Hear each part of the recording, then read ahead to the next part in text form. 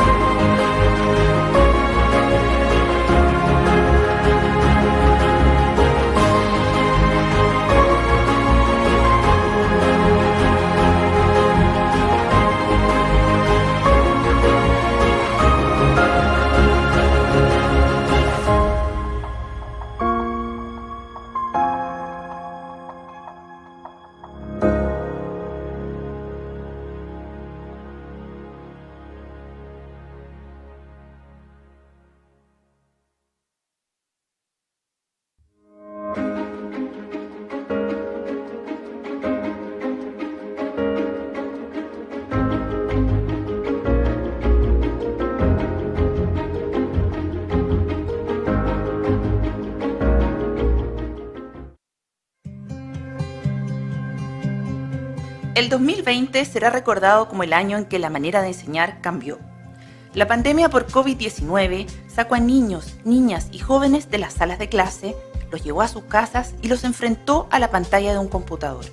Profesores de toda la cadena educativa, desde preescolar hasta universitarios, tuvieron que reinventarse y todos, incluidos padres y apoderados, debieron acostumbrarse a una nueva manera de aprender. Convencidos de que una educación de calidad es fundamental para el desarrollo individual y también para la participación en sociedad, en la Fundación Internacional Siemens Stiftung, que además coordina la red STEM Latinoamérica, nos preguntamos cómo podríamos aportar.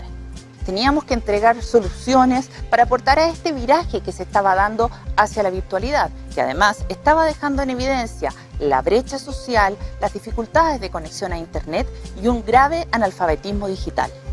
Todos los de la red, que son 55 instituciones en 11 países, nos vimos en la situación de preguntarnos qué hacemos.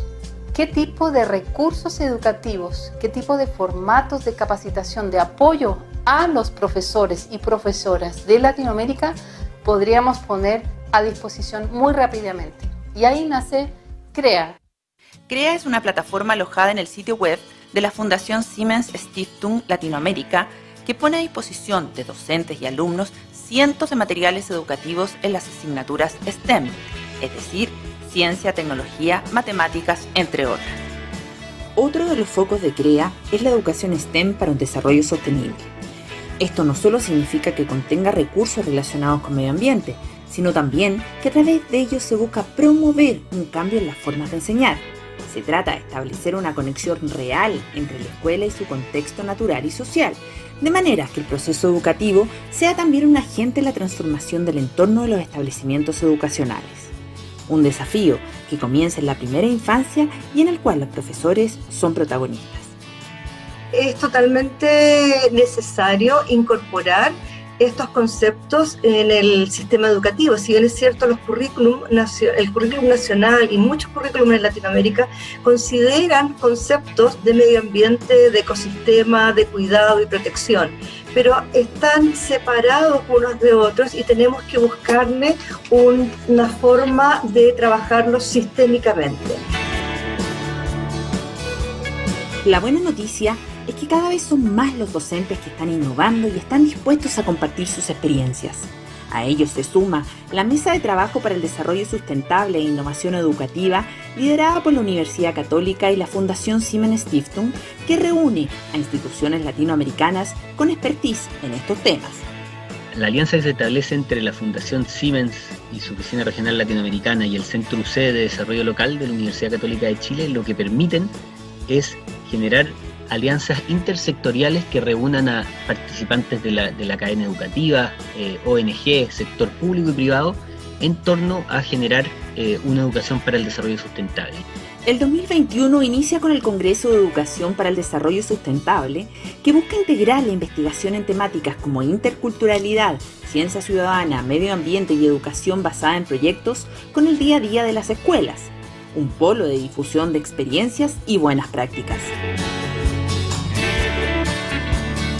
Comprender el fenómeno del cambio climático es crucial para luego actuar en consecuencia y resolver los problemas. Eso es lo que tenemos que hacer en educación en ciencias, educación STEM y cambio climático. Y esta temática es muy urgente, muy relevante de tratarla ahora por la necesidad que hay desde las personas que están trabajando en educación en sus distintos niveles, por innovar, por hacerse cargo y responsable también de transformar las realidades de sus estudiantes a partir de sus procesos educativos, que todas estas iniciativas, todos estos proyectos echen buenas raíces para que florezcan en nuestras nuevas generaciones futuros sustentables.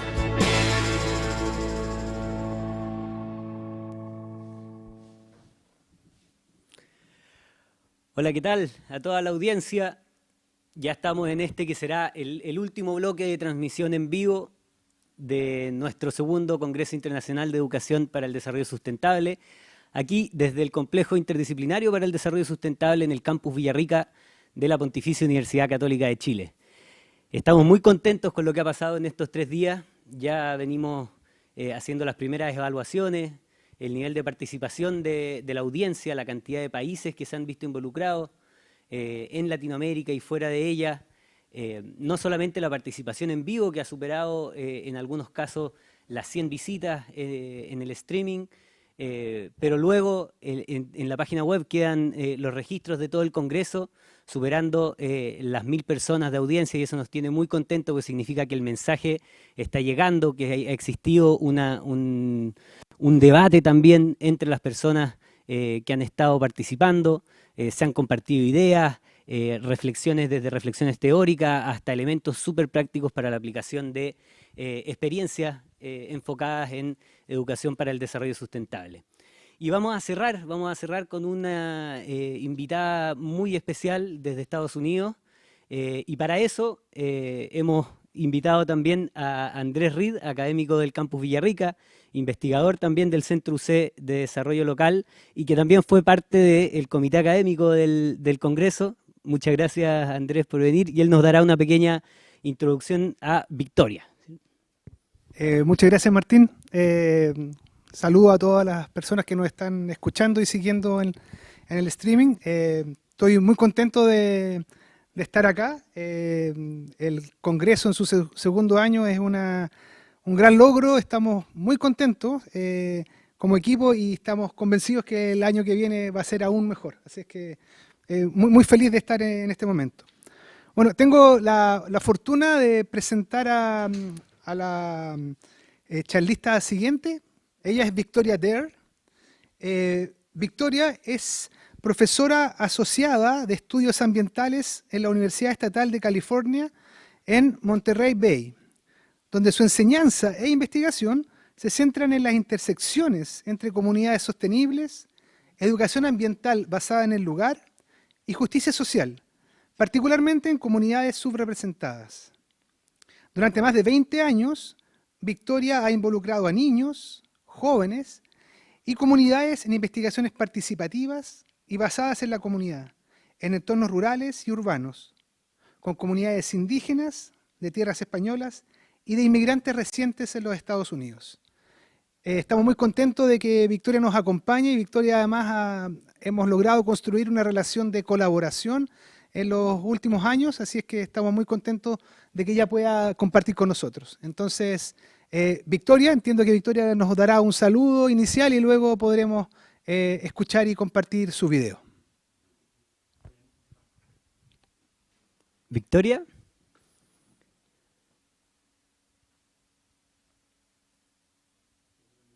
¿Estás ahí? Creo que estás con el micrófono apagado. Your microphone, I think it's turned off.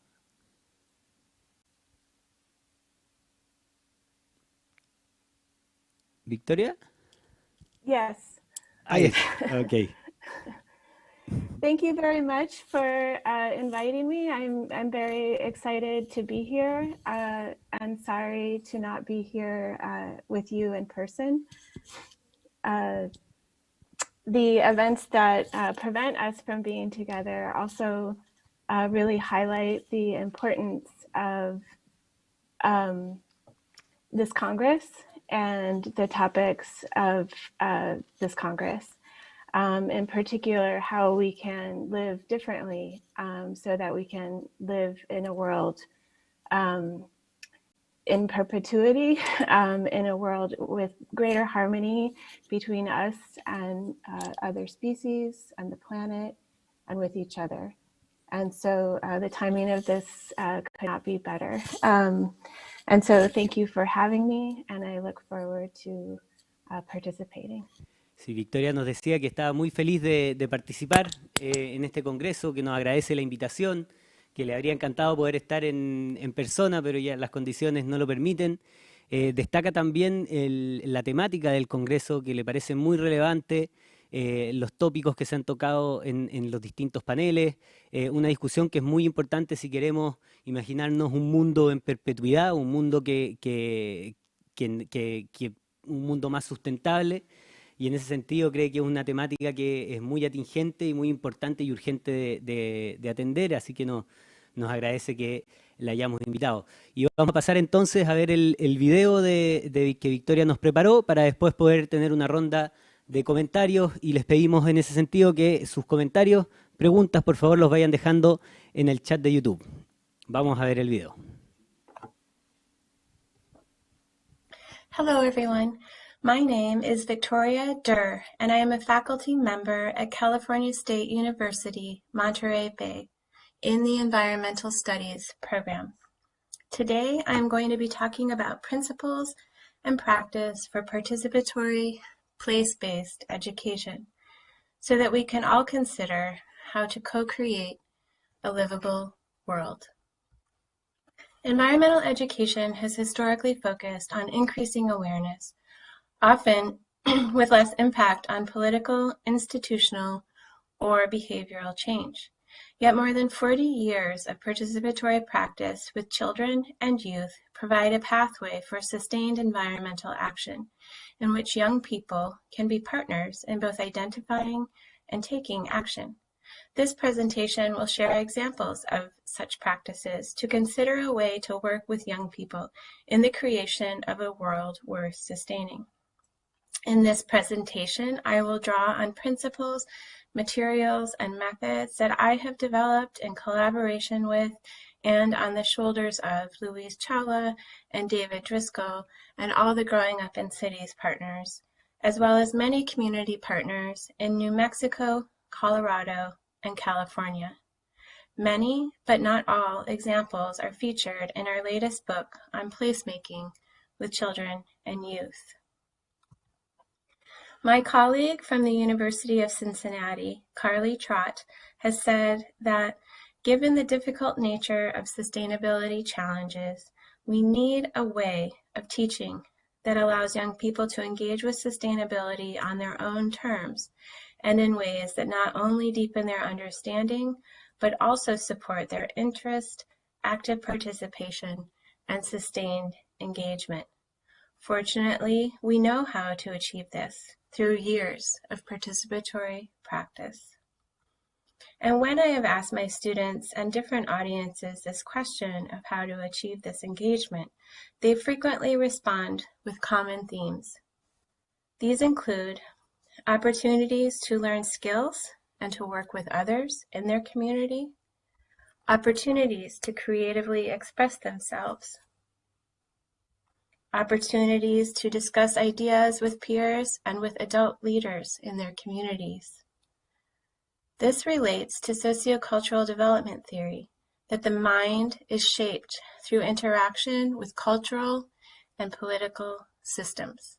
Children are able to learn and do that which is shaped by opportunity, and we often underestimate the insights they can bring to envisioning a livable world.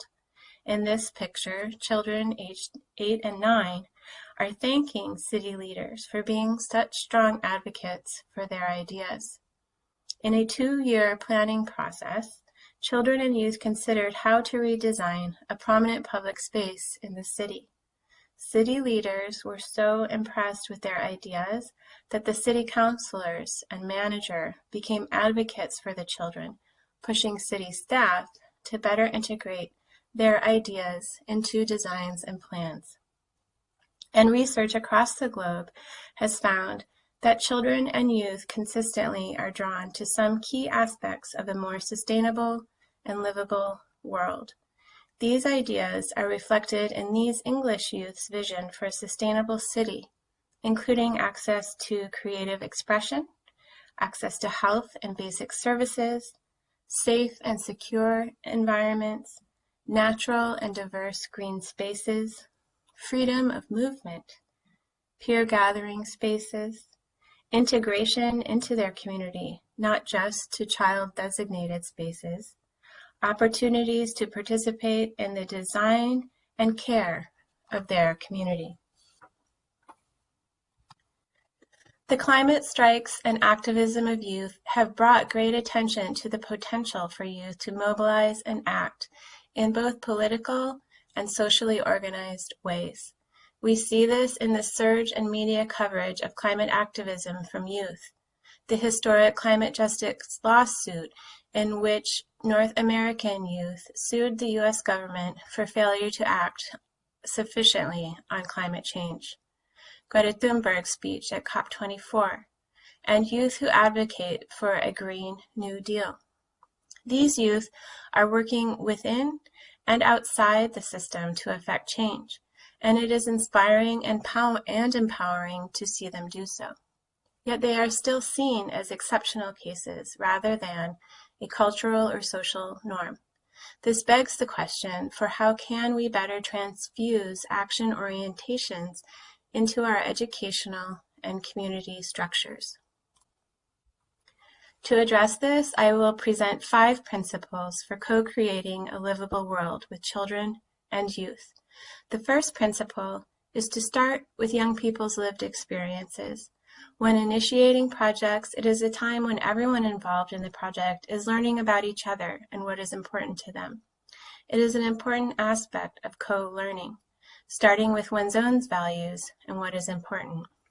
In my work, we have provided a variety of means to do this, depending on the time and scale of the project.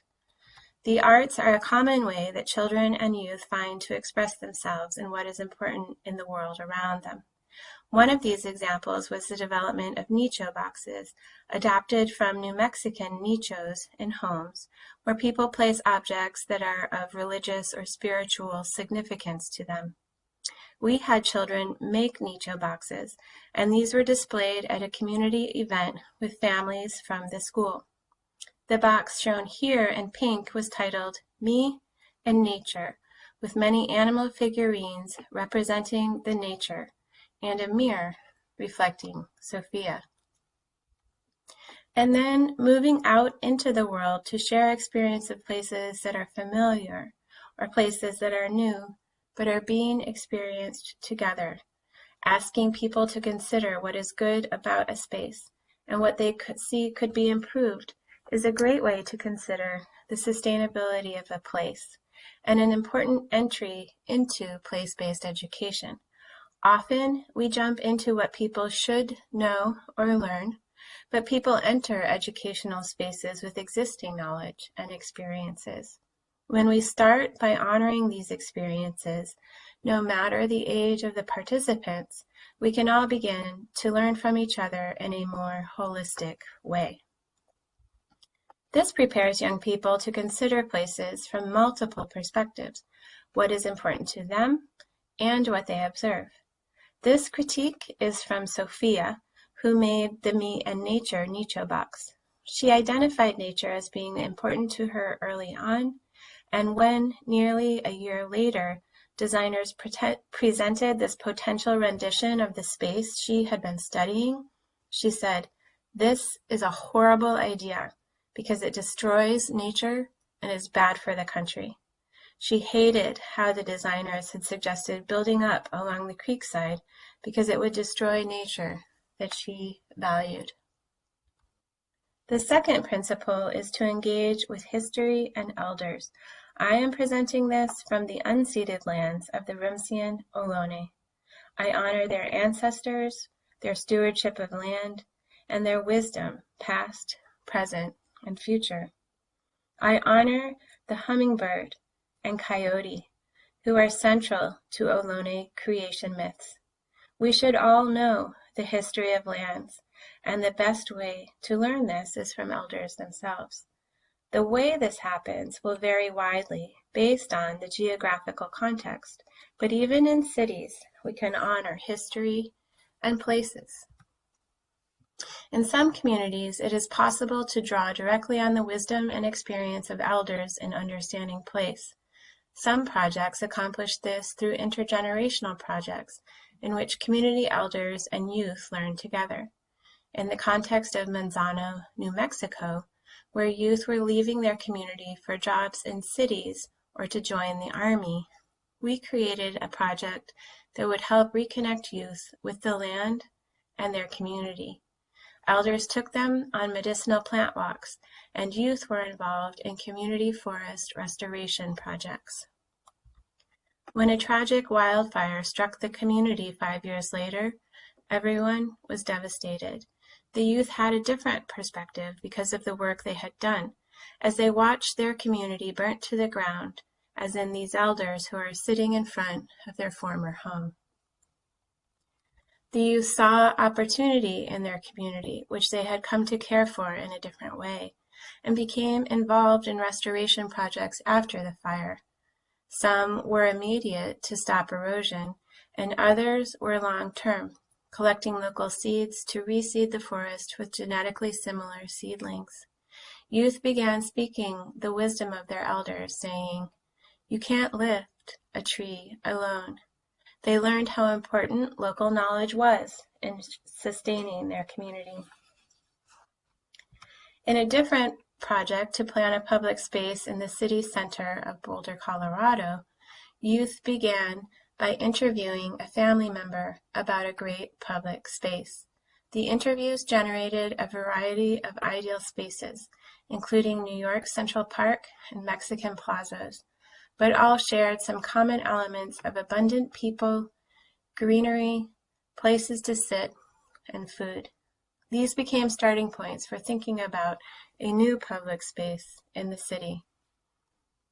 After these interviews, youth visited the local history library and learned about the history of the park, from its inhabitation by the Arapaho people, to a railroad camp, to a public space in the 1930s when Arapaho would hold dances on a regular basis.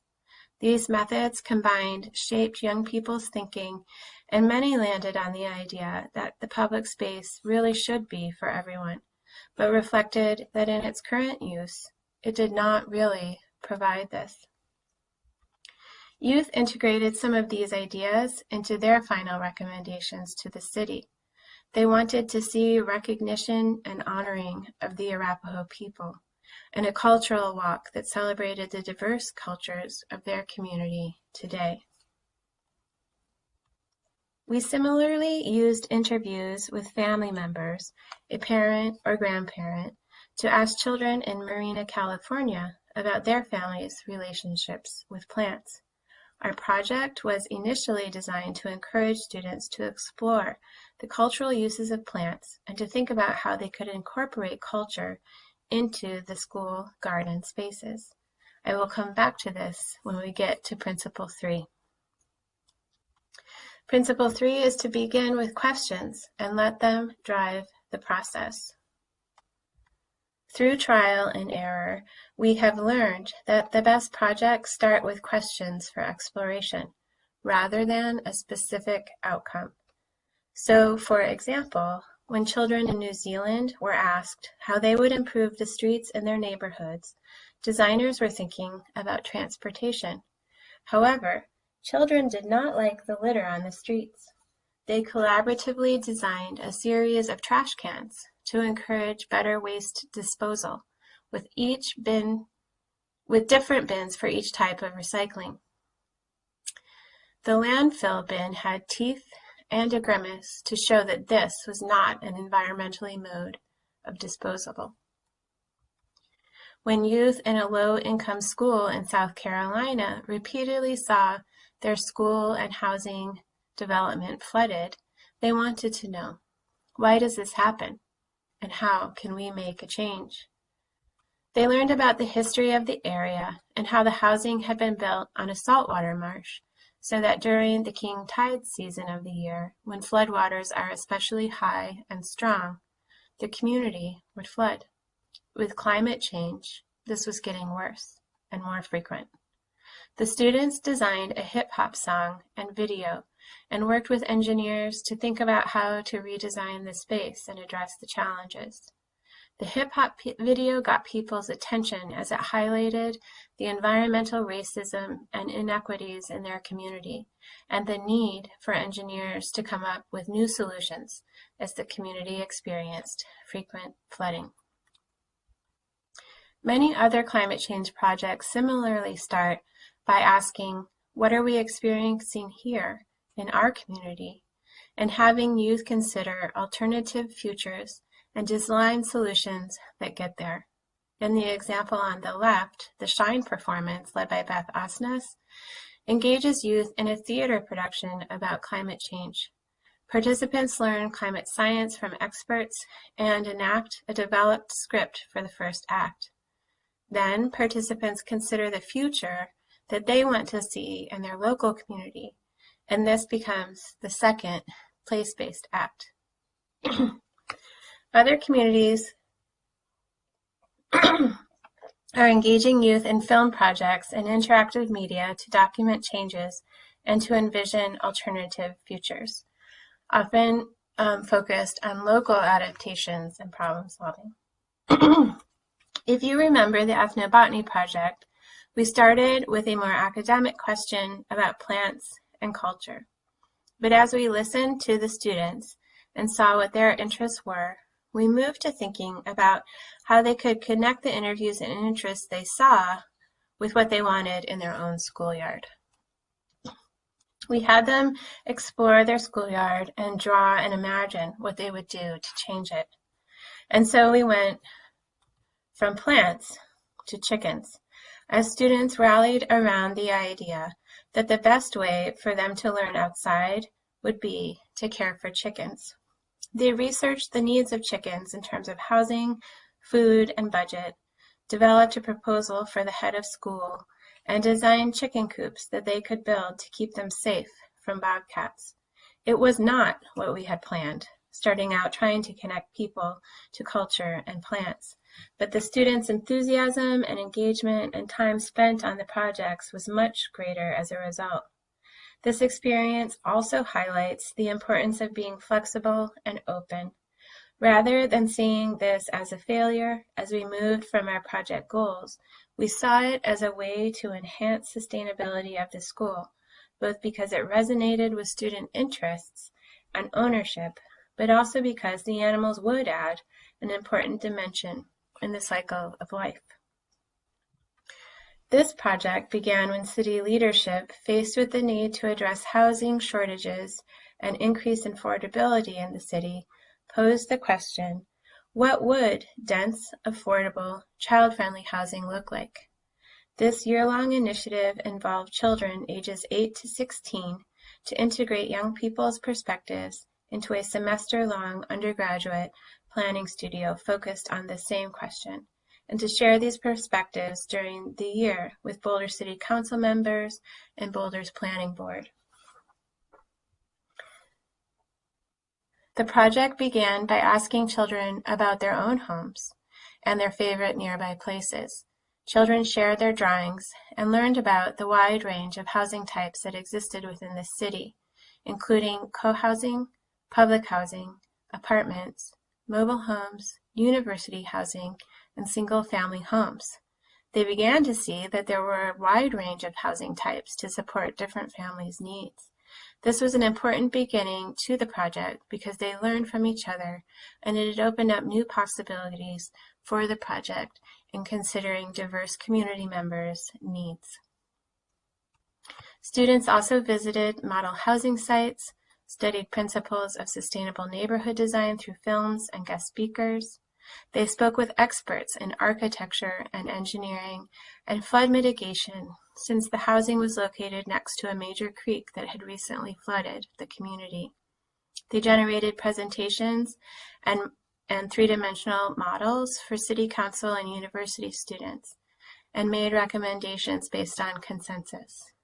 Over time, children and youth consistently pushed university students to do more for sustainability, consistently asking for more nature integration, more renewable energy, car-free zones, and integration of community spaces.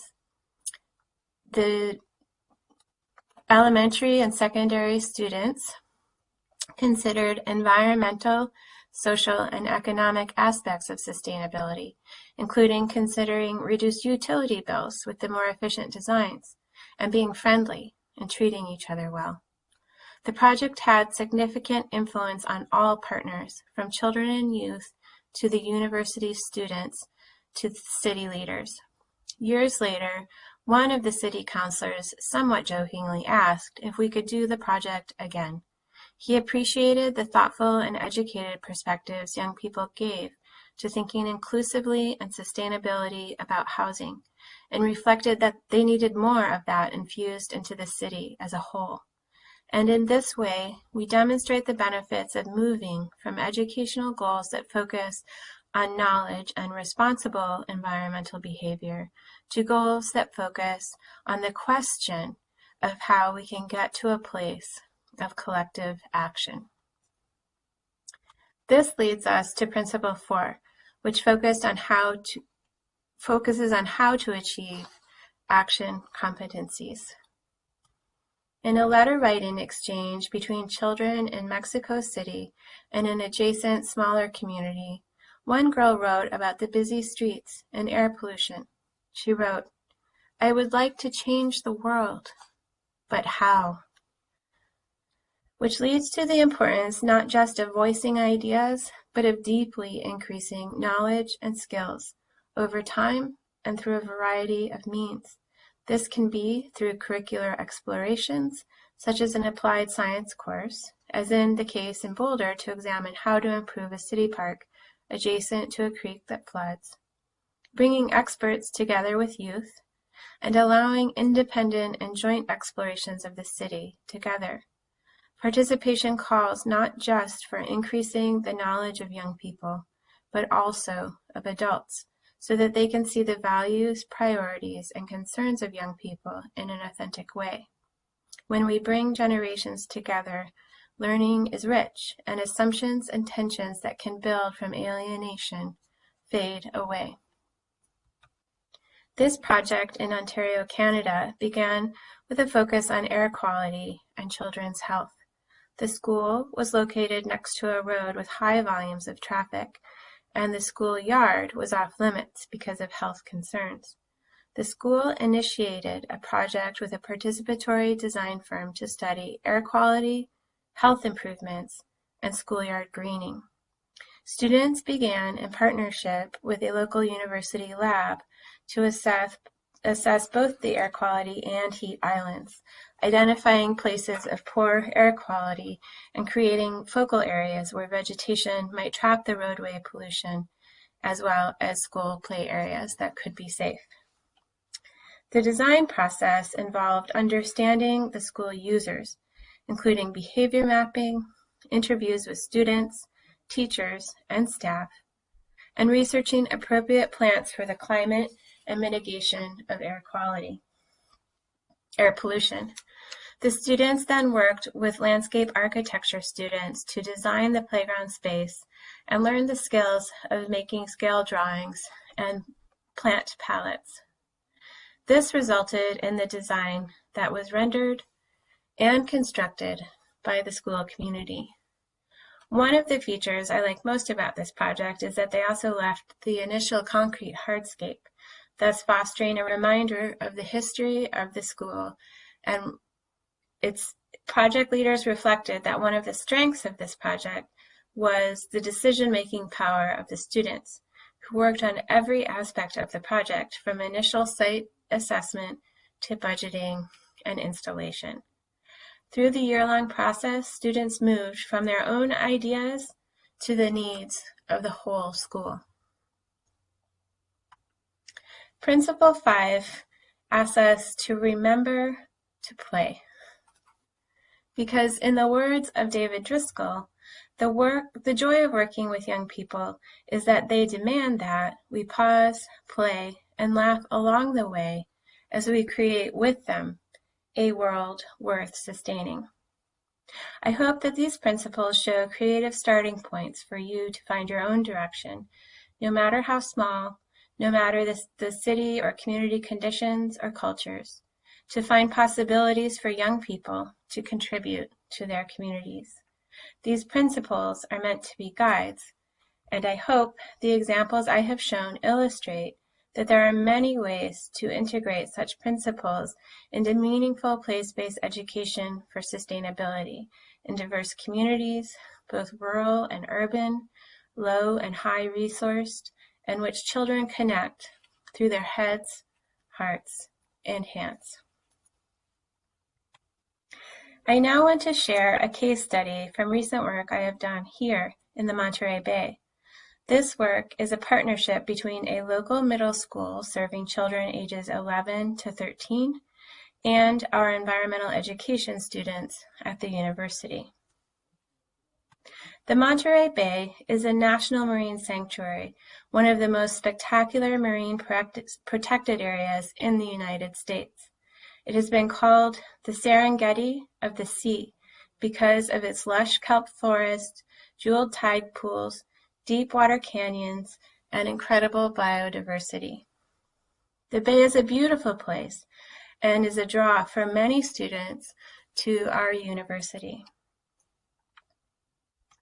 However, even though you can literally see the dunes less than 2 miles from the middle school campus, not all, which is in the background of the photo at the bottom there, not all students have been to the beach, and it is not a strong aspect of their lived experience.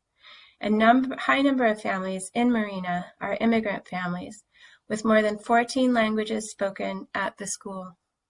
So some of our goals, because of this, not everyone who attends school has much of a sense of place with the community.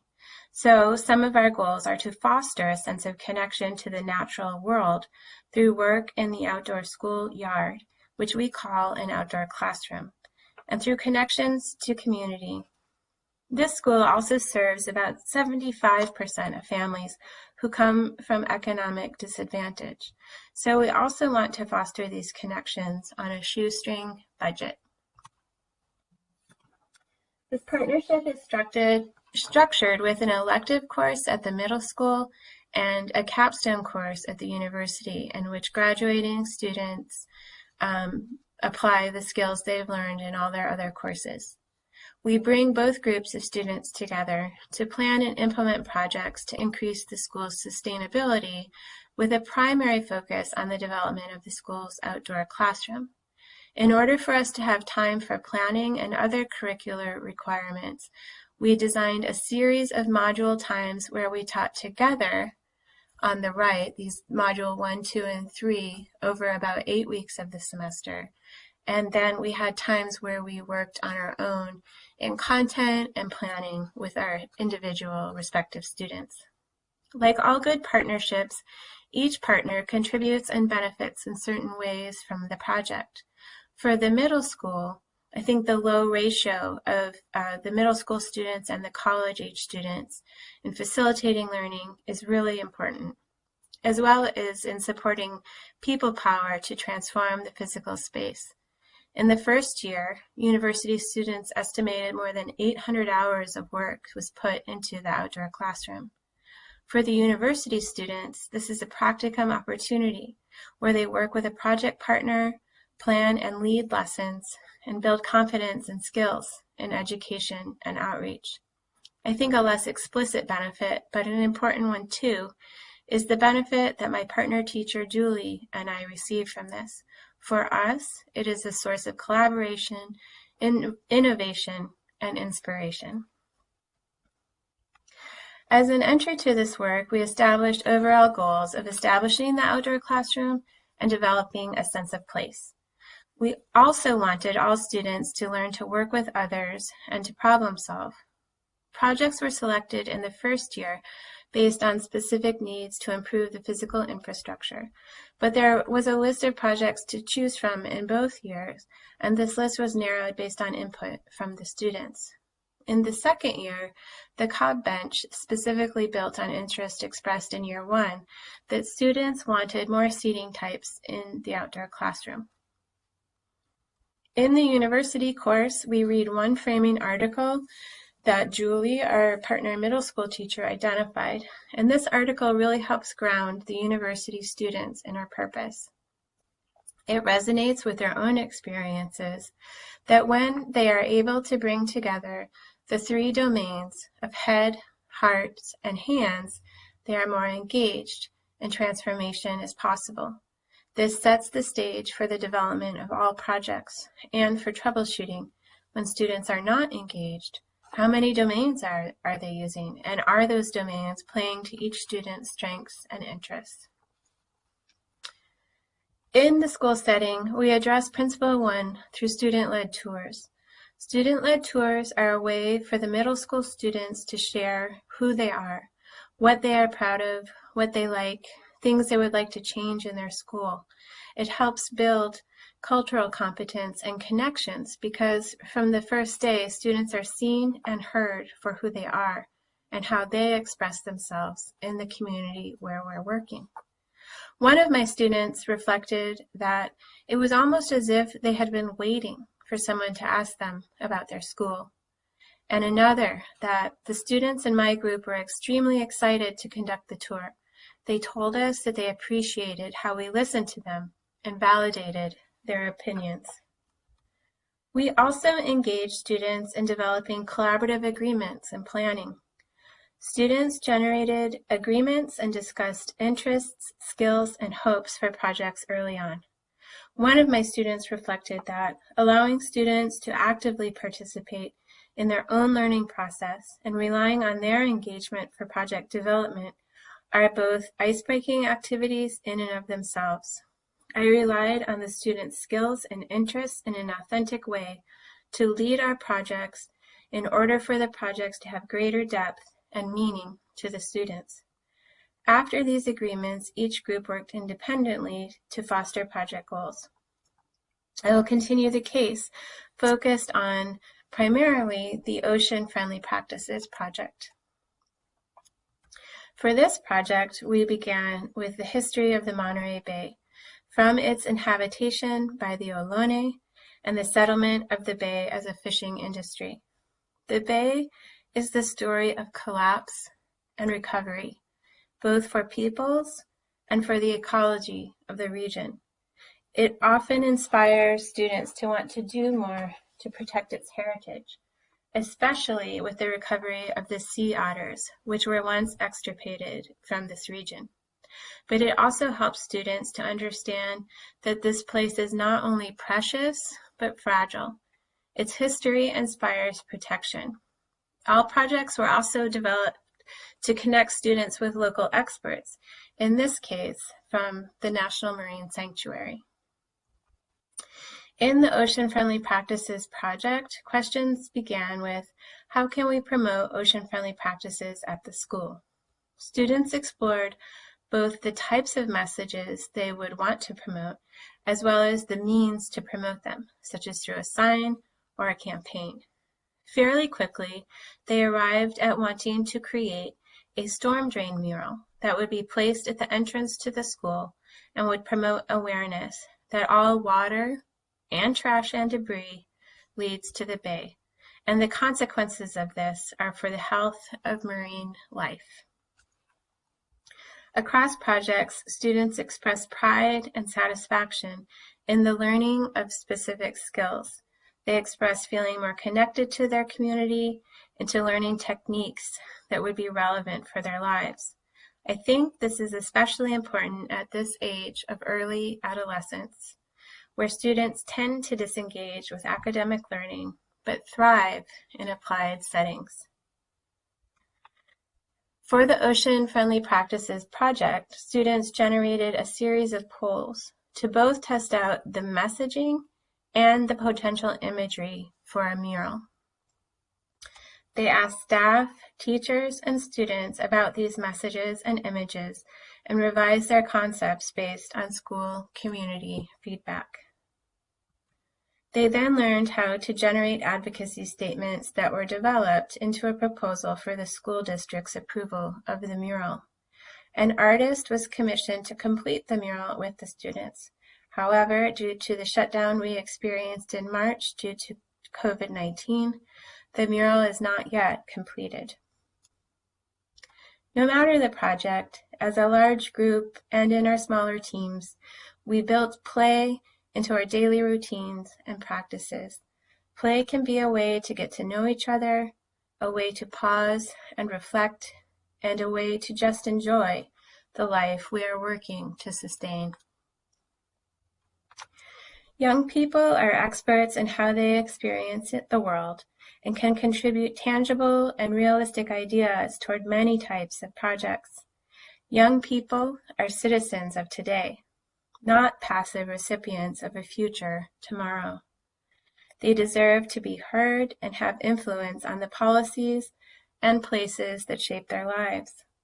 There are many paths to achieve this, reflecting on community strengths, expressing concerns, and promoting change. More than 40 years of approaching education in this way shows that children will lead us to a brighter tomorrow. Thank you.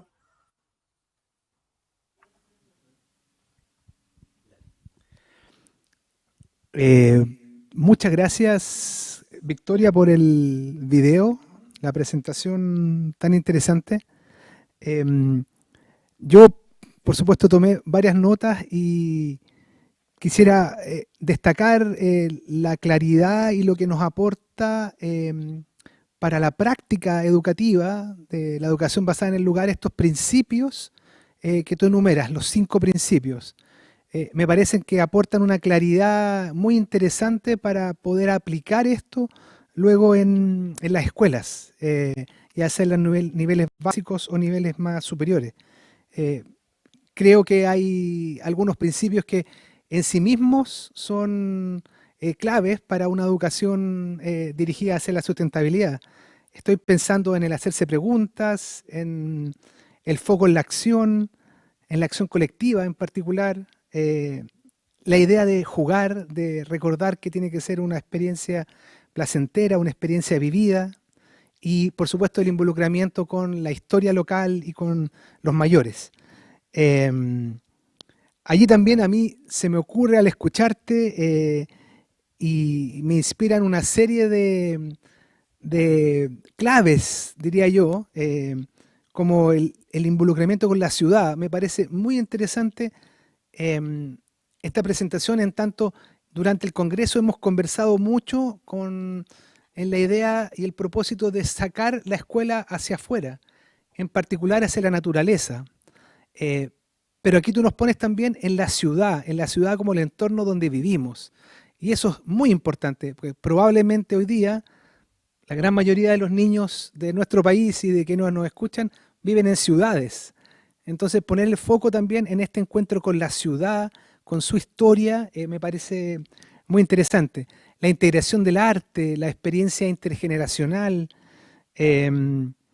la familia, cómo se involucra la familia, la necesaria flexibilidad de los procesos, el encuentro entre los niños, los expertos, no sé, recojo muchísimos aportes de tu presentación y quisiera hacerte una pregunta respecto de esto y después vemos si hay preguntas de la audiencia. Me gustaría, Victoria, si pudieras contarnos un poco cuáles crees tú que son las claves para involucrar a los profesores, a los educadores. A veces nos cuesta un poco movilizar al cuerpo de profesores en las escuelas. Siempre tenemos un profesor o una profesora muy motivada, que lleva adelante esto, que empuja, que pone toda su energía. Pero a veces el resto de los profesores cuesta involucrarnos. Entonces, me gustaría saber si a ti nos puedes compartir alguna clave, cómo nos puedes ilustrar sobre eso.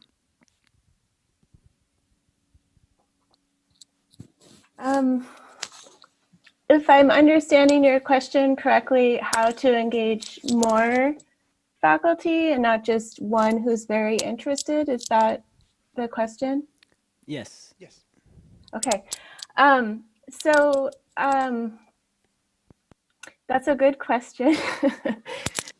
I think, and specifically both at the university and within the schools, that can be the biggest challenge. But what I have seen is that sometimes when you work at a school with one person to start who's interested, then there are times where other people become interested and say, how can I become involved? And the same with a university setting. And sometimes you need someone with specific skills so that maybe you bring someone in that way. And also within the city.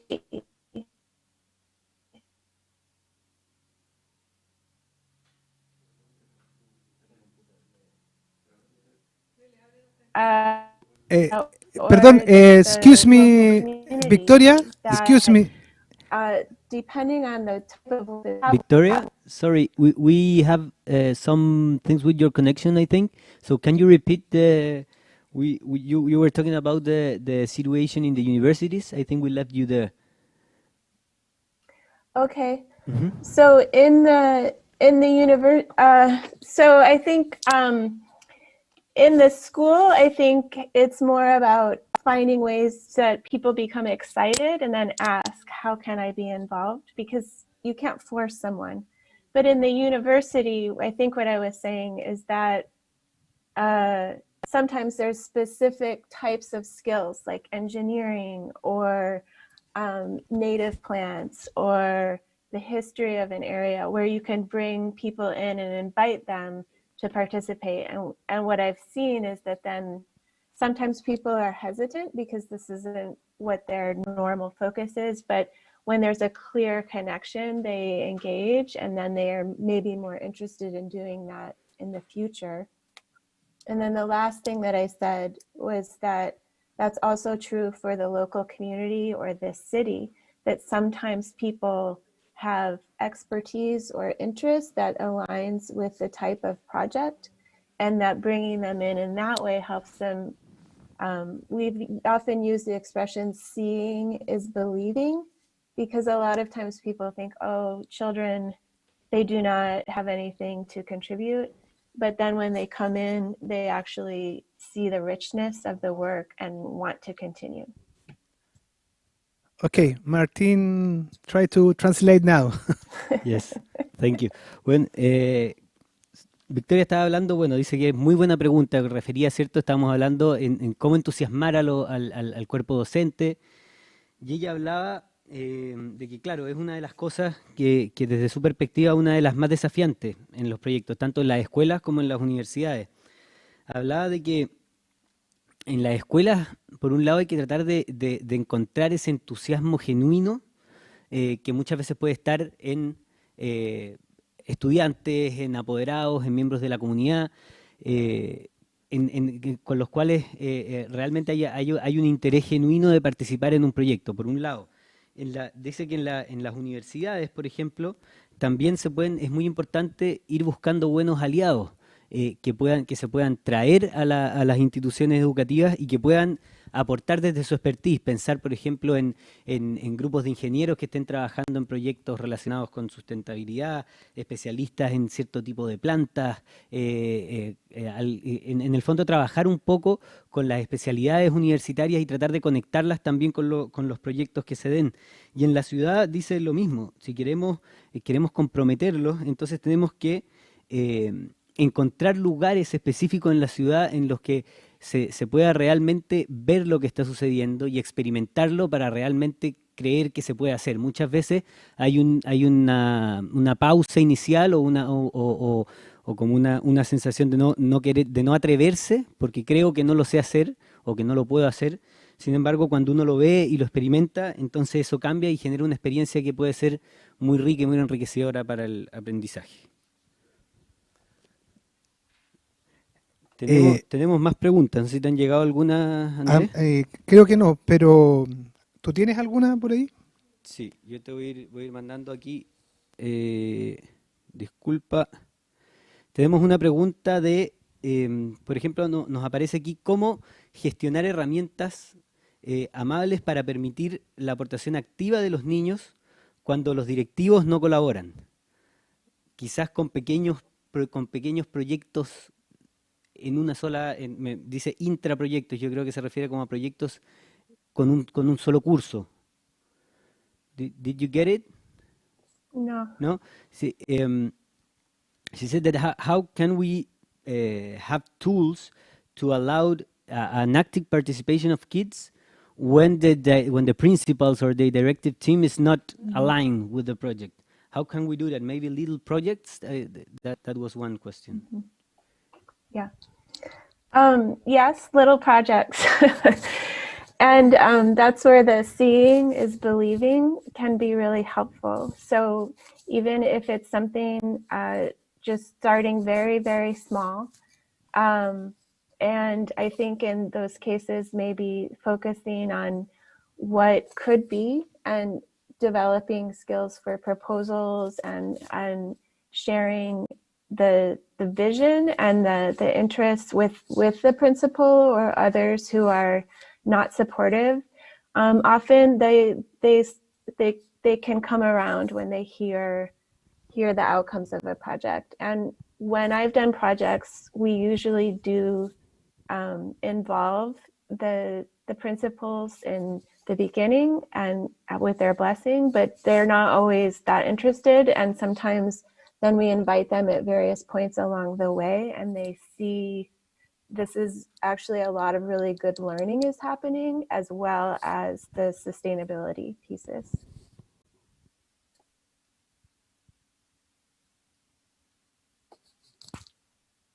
Respecto de esa pregunta dice que sí, pequeños proyectos pueden ser una forma de empezar. Habla de que se necesitan estas propuestas. Muchas veces un buen proyecto desarrollado a baja escala en donde se desarrolle una propuesta, ni siquiera la implementación de la solución, sino que se haga un diagnóstico, se presente una idea que pueda cambiar la realidad tanto interna como externa de la escuela, puede motivar a aquellos que inicialmente no estaban motivados. Si uno parte con un pequeño proyecto que luego es presentado, por ejemplo, al equipo directivo de la escuela o a los profesores que estaban menos o que creían menos en esto, si la propuesta viene de los niños y tiene buenos fundamentos, puede que sí se motiven finalmente. Y dice que, claro, la experiencia de ella con proyectos en los que al principio los equipos directivos no estaban, eran medio suspicaces o no estaban muy convencidos del proyecto, se han dado cuenta de que estos han aumentado la motivación de los niños y que incluso han generado resultados de aprendizaje interesantes y por lo tanto finalmente sí, se apropian y en una segunda edición ya van a estar mucho mejor dispuestos a recibir este tipo de iniciativas. Sí, tenemos otra pregunta de María Inés Rivas, que pregunta, Victoria, ¿cómo se puede trabajar este tipo de proyectos en el contexto de la pandemia COVID-19? I don't know.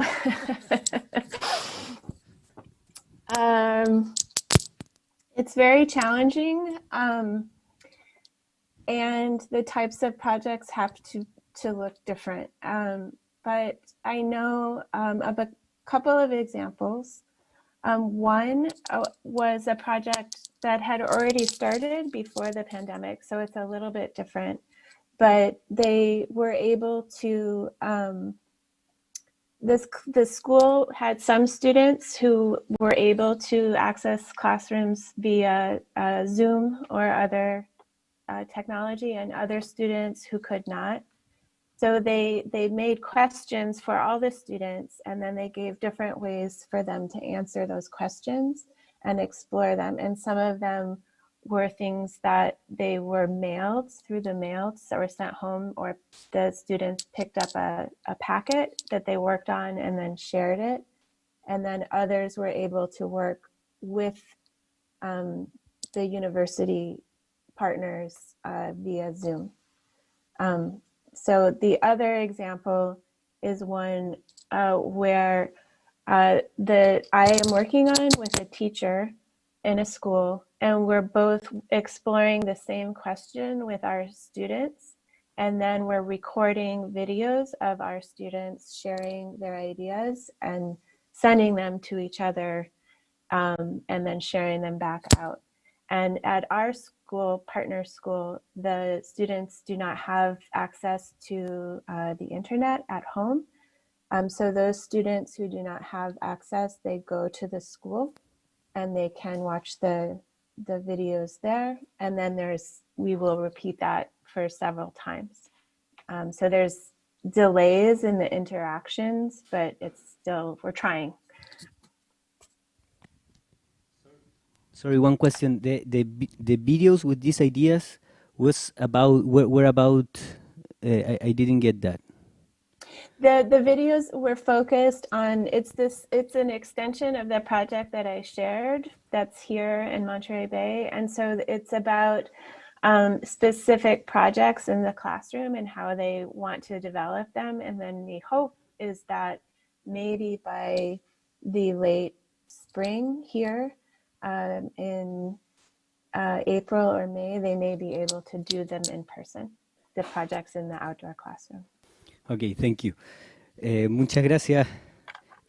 Bueno, entonces, respecto de la pregunta de María Inés sobre proyectos y cómo resolver esto en contextos de COVID, ella parte diciendo que no sabe, que no tiene la pregunta, que es algo muy desafiante, y que, claro, que es una realidad completamente distinta, y ella dice que puede dar algunos ejemplos que han surgido durante este año. El primero, en unas escuelas en donde algunos estudiantes tenían acceso a Zoom y a Internet y otros no, se les entregaban y se les hacían preguntas diferentes, en algunos casos, y yo he escuchado esto también en el caso de algunas escuelas en Chile, que se envían a las casas algunos paquetes con materiales y materiales diferentes, y que habían algunas interacciones que se realizaban con miembros de la universidad con quienes podían tener acceso, y que eso sí se podían realizar. O sea, que el encuentro con estos otros expertos, por ejemplo, sí se podía realizar por Zoom o por alguna plataforma online. Y en el segundo caso, que tiene que ver con el proyecto que ella nos mostró en Monterrey, el último, ahí lo que pasó también, tenían distintos casos de estudiantes, algunos que podían acceder a Internet y otros no.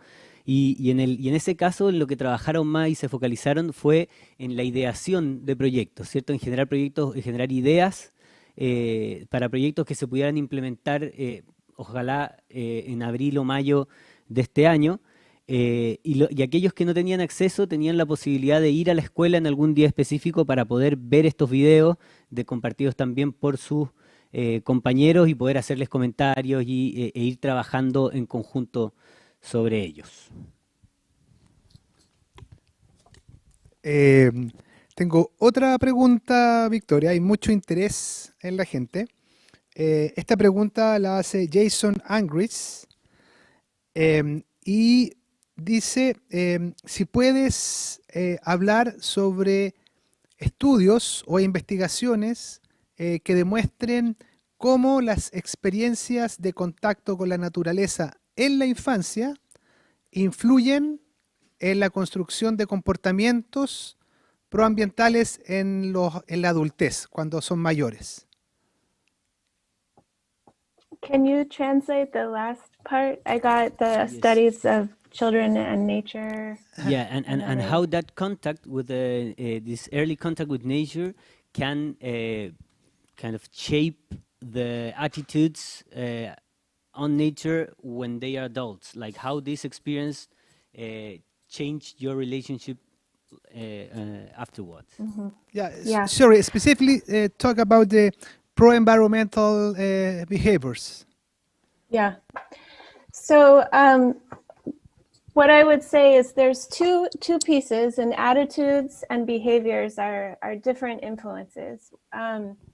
And I think our understanding of this very specific pathway to how people believe is slightly different. So in terms of the attitudes, we know that contact with nature, adults who show and teach respect for nature and model that for them, and something that's a little bit newer is also opportunities to build skills. Is the first two we've known for a long time. Those are really important in facilitating attitudes. But what we're starting to see in the research literature is that opportunities to learn how to act. That in other words, if we just focus on connecting to nature, people could really have very strong attitudes and positive values toward nature, but they don't act in ways that are pro-environmental. But if we show them how to act, and if we engage them in thinking about actions as connected to nature or to the world around them, then they are much more likely to behave in ways that are sustainable. And so that's why also in my presentation, I talked about the importance of action, and not necessarily just for individuals, but for collective action, because we place too much responsibility on individuals, and individuals need to change, and that can feel hard. But if it's engaging in everyone is doing this, and we're thinking about how we can make a better society that works for everyone and for the world, then that sustains a different kind of pro-environmental behavior, hopefully. And I think that's still, we don't have the research to fully support that, but that's the direction that the research, I think, is moving.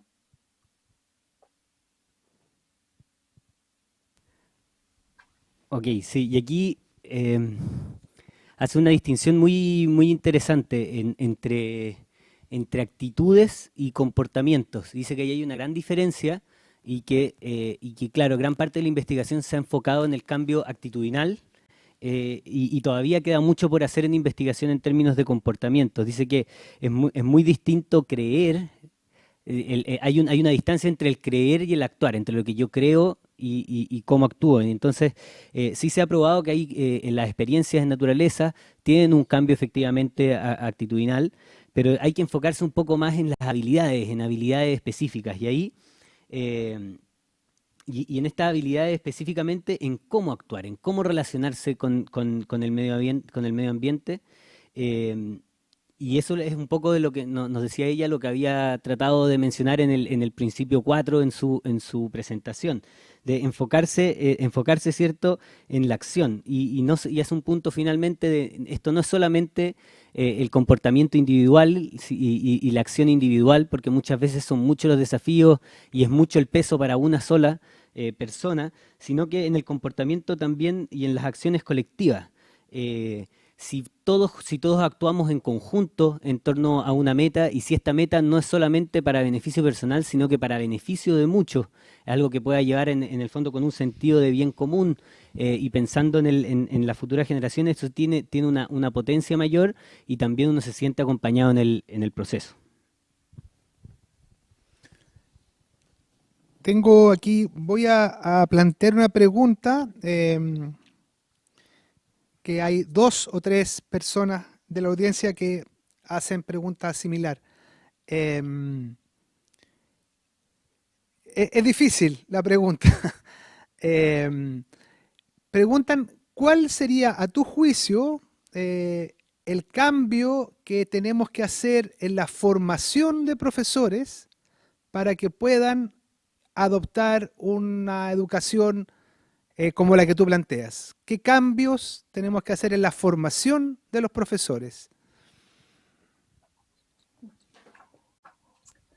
I think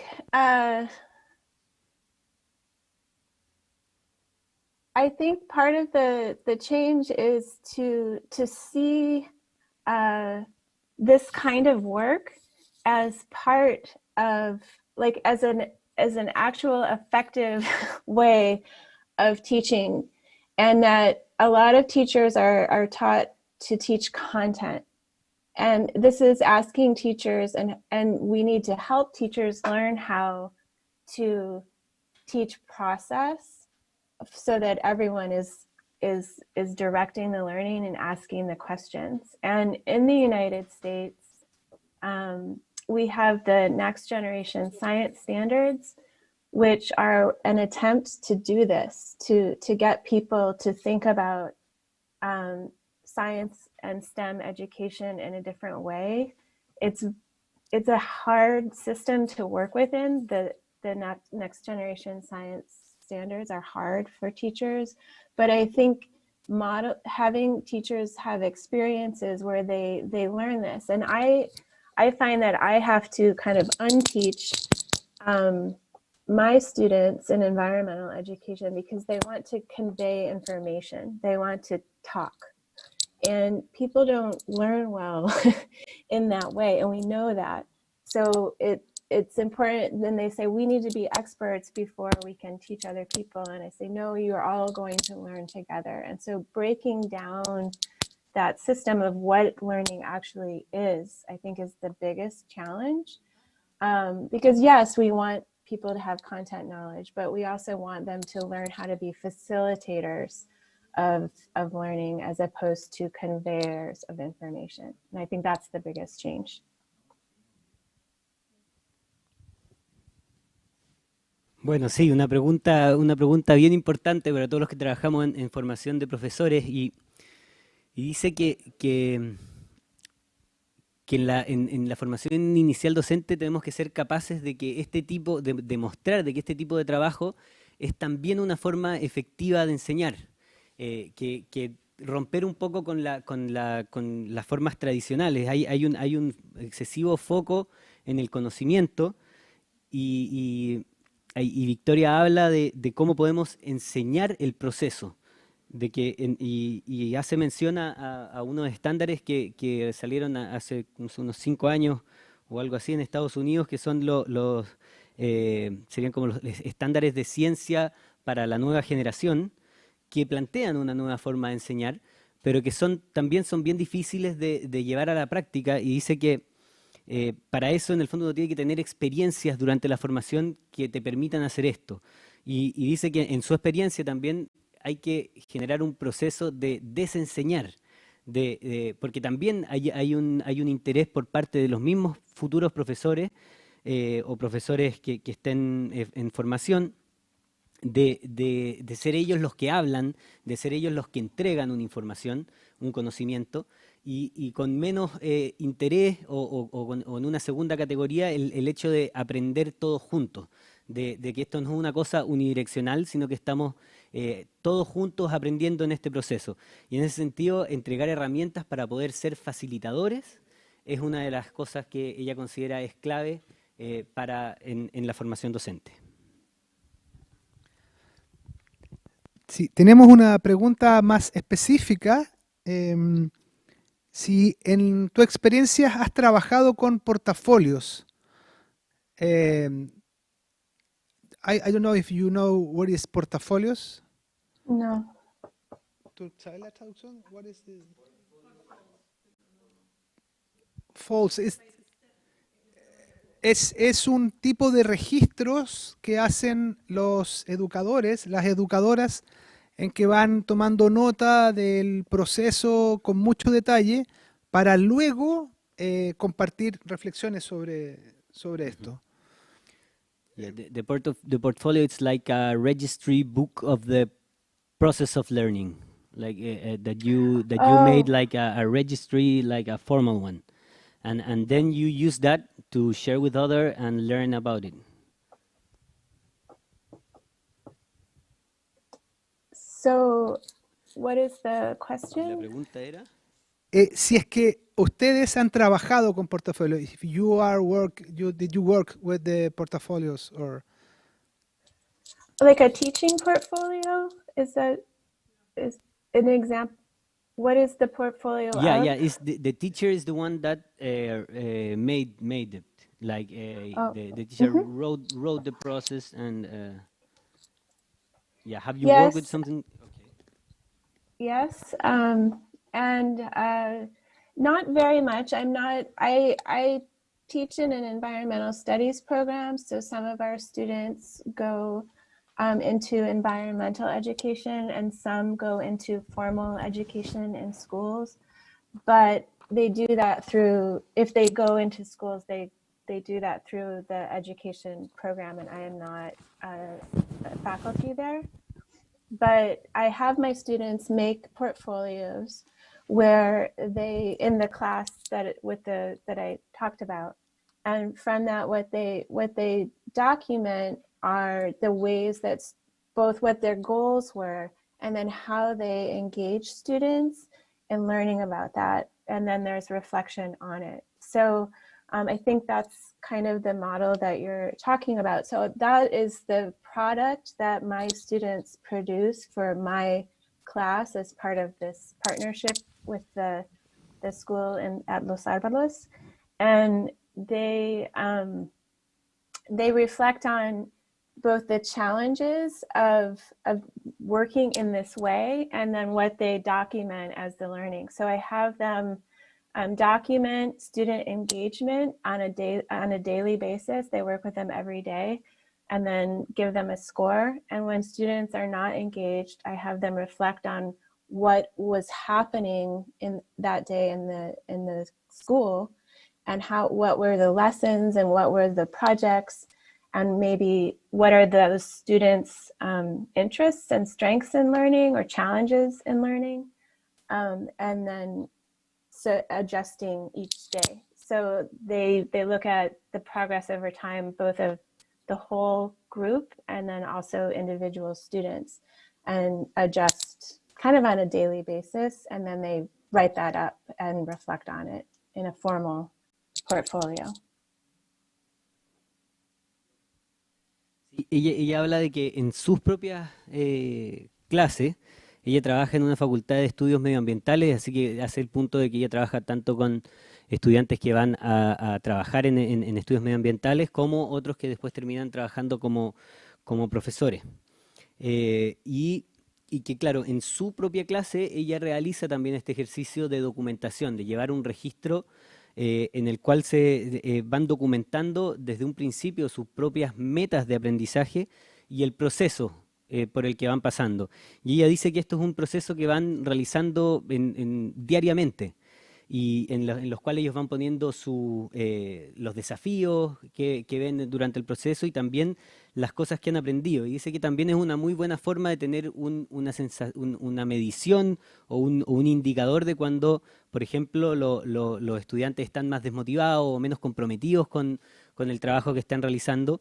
Volver a la documentación anterior, volver a las metas que ellos mismos se han puesto, es una muy buena forma de reencontrarse un poco con el sentido y poder seguir adelante con el proceso. Y dice que en ese sentido pueden también dar cuenta y tener documentación respecto del progreso que han realizado durante el proceso de enseñanza, tanto de forma colectiva como individual.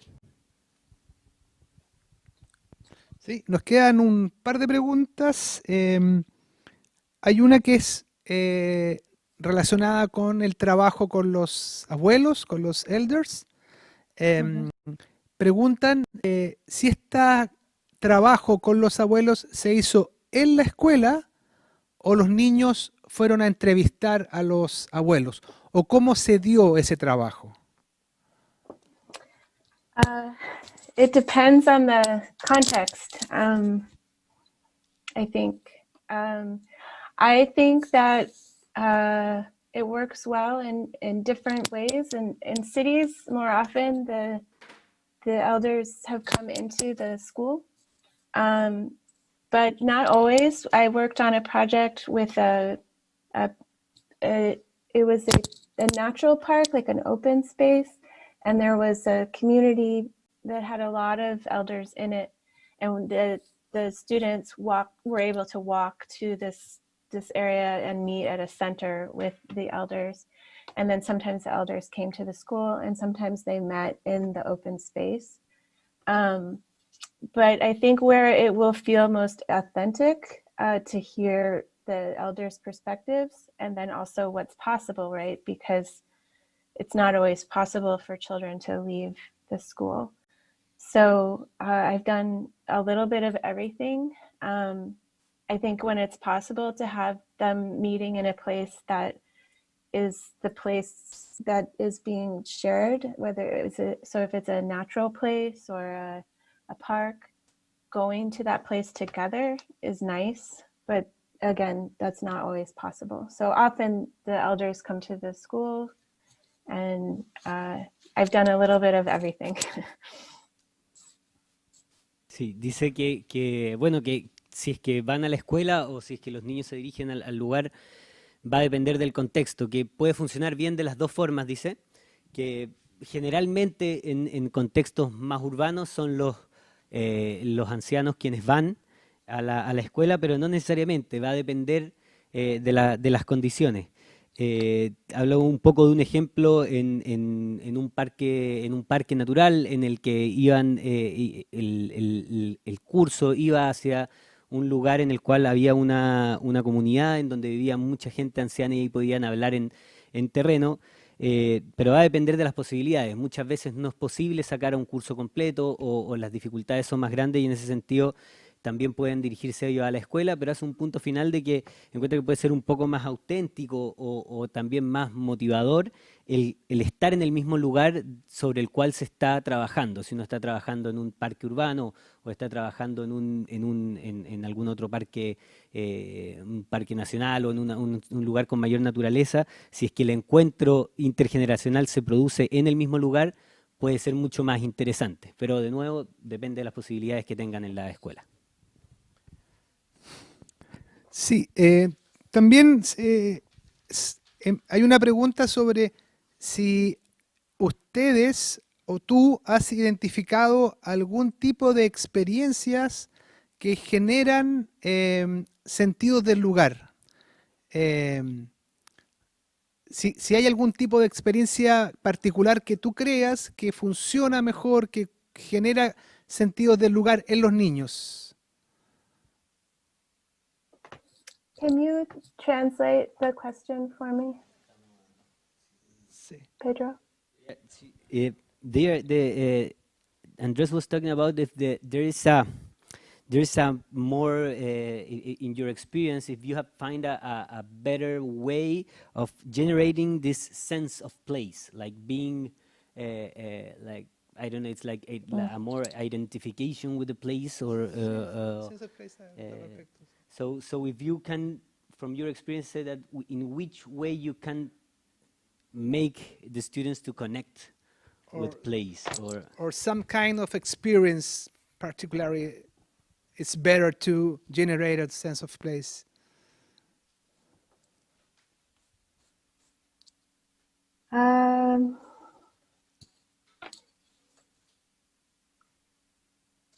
No, I don't know that there's one way, which is a good thing.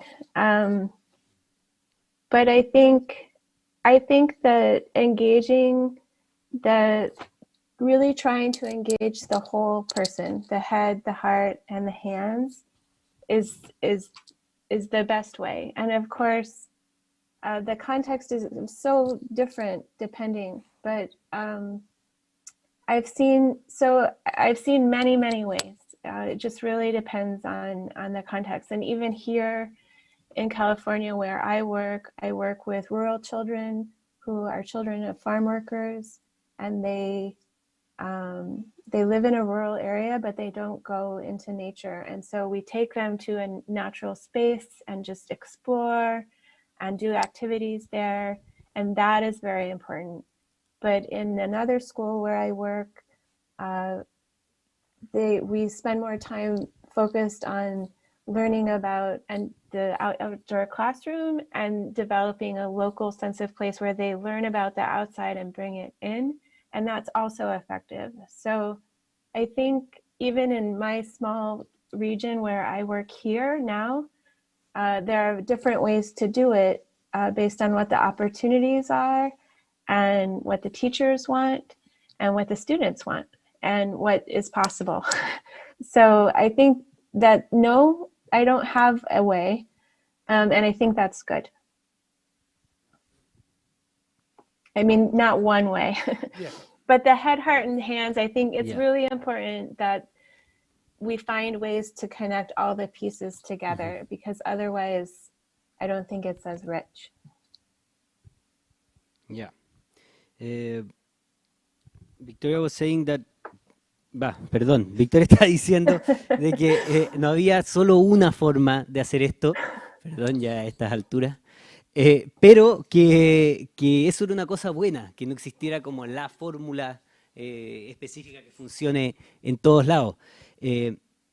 Y ahí hace el punto súper importante en que tenemos que tratar de que sea una experiencia completa para todos. Y ahí estos 3 círculos que mostró en su presentación de cabeza, corazón y manos, es muy importante que ojalá todos los estudiantes tengan la posibilidad de interactuar en esta triada, podría ser, ¿cierto?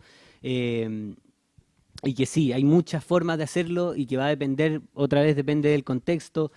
Dio el ejemplo de una escuela rural, principalmente de población campesina, pero que de todas maneras los niños no habían tenido la experiencia de ir a a lugares con mayor naturaleza, y en ese caso se trató un poco más de salir, de ir a explorar, de llevarlos a un parque nacional. En otros casos, en otras escuelas, los niños salían en otros contextos más urbanos a aprender del contexto local y luego llevarlo a la sala para poder aprender todos juntos. Pero en el fondo esto va a depender mucho del contexto, de las posibilidades que tengan también en las distintas escuelas de salir, y que depende también mucho de los intereses y las necesidades de los estudiantes y de los profesores también. En ese sentido, ella refuerza el punto de que si bien no hay una sola forma para hacerlo, es muy importante que mantengamos esta idea de cabeza, corazón y manos. ¿Sí? Bueno, y con eso queríamos darte las gracias, Victoria, ya estamos llegando a la hora, y a toda la audiencia también por su participación, por haber compartido con nosotros.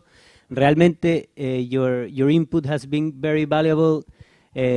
Ha sido muy, muy importante lo que nos ha compartido, muy inspirador, muy práctico, y en ese sentido estoy seguro que va a ser una muy buena herramienta tanto para los que nos escucharon hoy día como para los que van a seguir visitando el sitio web del Congreso, y van a descargar y van a poder acceder a tu presentación. Muchas gracias por tu generosidad, y espero que en alguna otra ocasión volvamos a encontrarnos. Ya hemos generado un lazo entre California y aquí, no solamente el CEDEL y el Campus Villarrica, sino que ahora también con toda la comunidad que se está conformando aquí en el Congreso. Y en ese sentido también te agradezco a ti, Andrés, nuevamente por tu buena disposición. Y ya estamos cerrando las transmisiones. A toda la audiencia, muchas gracias. Les queremos decir a los expositores que estén conectados ahora, que hayan trabajado en sus paneles, que se queden. Vamos a hacer una reunión ahora para poder hacer una evaluación del Congreso con todos los panelistas y expositores. Ustedes ya tienen el link en sus correos. Muchas gracias de nuevo, y ya nos veremos en la tercera edición de este Congreso en una próxima oportunidad. Muchas gracias.